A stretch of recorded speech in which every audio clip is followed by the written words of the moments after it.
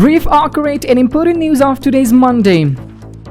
Honorable Maulavi Zabihullah Mujahid, spokesperson of the Islamic Emirate of Afghanistan, says exports of the country to Turkey and France have started from Pamir Cola companies. Honorable Mujahid adds that we will turn Afghanistan into an exporting country.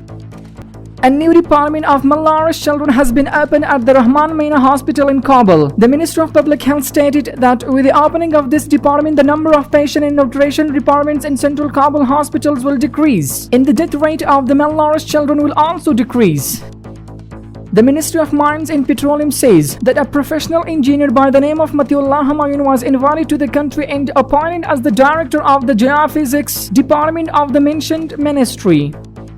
A gathering was organized by the Ministry of Borders, Tribes and Tribal Affairs to listen to the people of Panjshir and their problems. Hundreds of scholars and tribal leaders and ordinary people from all districts, including the center, participated in the gathering.